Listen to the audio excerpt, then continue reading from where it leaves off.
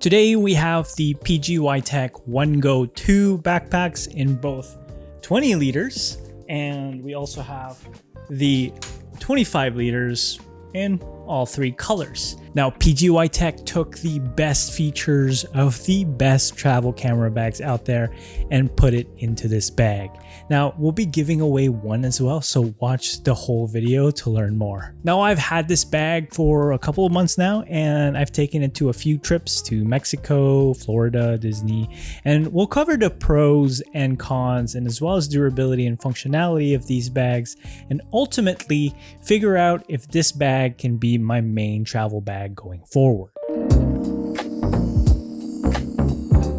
Like I mentioned in the intro, we have two sizes.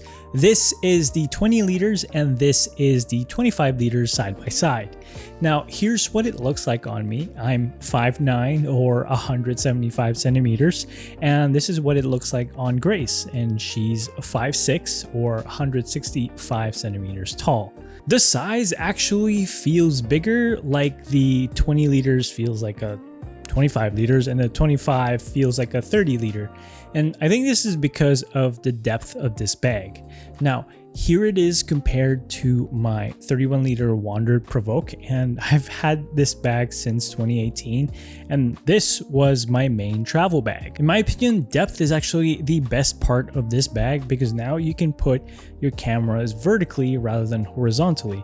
This actually saves a lot of space, and you can add more gear if you really wanted to. Now, another thing that I love about this is that it stands up on its own. Some bags just drop depending on what you put in it, but this one has its own sturdy shape and base, so it's perfect and it won't drop by itself. Now, let's talk about the top part of this bag. My Wandered Provoke was almost perfect, but the only thing that I started to hate was the roll top. It was nice at first, but when I needed quick access, this ain't it. So I actually like the top part of this PGYTech OneGo 2 bag because it's a much quicker access and it almost always locks by itself due to the placement. It's quite a seamless experience, and once you hear it click, you're good to go. Now, I did, however, had some issues with it when I had to take out the divisors inside to use this bag as a simple backpack.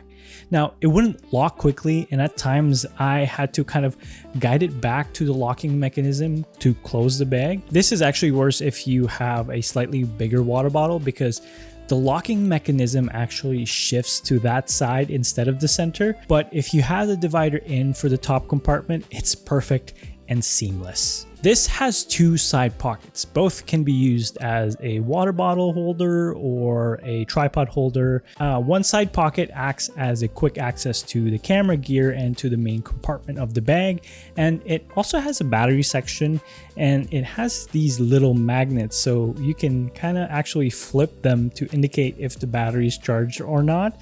And I think this was a genius part on PGYTech. The other side pocket is another kind of smaller space to put something flat. I put in a small notebook in there and my backup phone as well, and some camera cleaning stuff.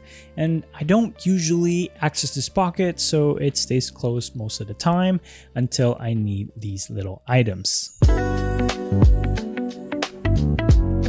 Now, for the durability, only time will tell, but so far so good. I don't baby my backpacks at all. I throw them, or, especially if you're at an airport, an airplane, everything moves quite quickly. It poured in one of the days when we were in Disney. Okay, we're getting rained on here in Disney. Doing pretty good. It's covering everything. This part is not wet. Okay, let's see if the inside is clean.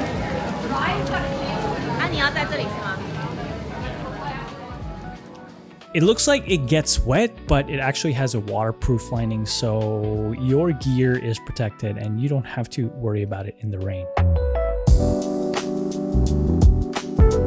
Here's one under the seat of a small international plane from Toronto to Mexico City. And here's what it actually looks like in the overhead bins. We took the 20 liter in Disney as well, and it fit most of the rides.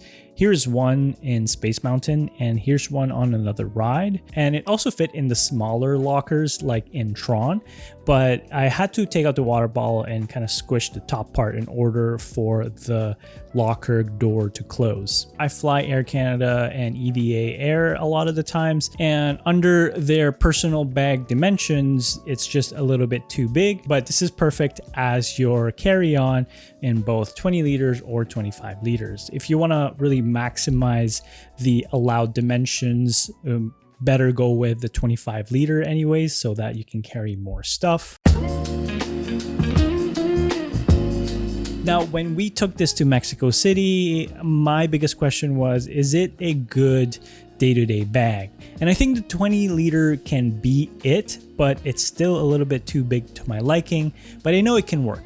When I travel, I usually have a bigger backpack for my laptop, camera gear, and in my suitcase, I bring a smaller day-to-day bag. The perfect size for a day-to-day bag is something like a 16 liter. What I currently have is the Brevity Jumper backpack. I think it's the smaller one, and it works best as a day-to-day bag. When it's fully loaded, I don't usually have any issues with it. I'm so used to hauling heavy bags, especially for travel, because I put all my camera gear in there, and that the back part has grooves for airflow and cushion, and the strap is actually super comfortable. And some backpacks that I've tried before kind of dig into your shoulders, but this one is thick enough and it's comfortable enough, so this one is perfect. Lots of pros and very little cons depending on what you're using the bag for. Now, moving forward, the 25 liter OneGo 2 will be my main travel camera bag, but currently I'm still in search of an everyday backpack for a lighter load. It's not so expensive compared to the bigger brands, and this one is just priced right. I do know that they are having a promotion next week during Amazon Prime Day, so be sure to check that out to save some of your dollars. And as promised, I am giving away the 20 liter version, the green one, and all you have to do is comment down below what you like about this backpack and fill out the form provided below. And please, please, please be careful of scammers. I will only reach out to you in this email, which is victor@vgstudios.co.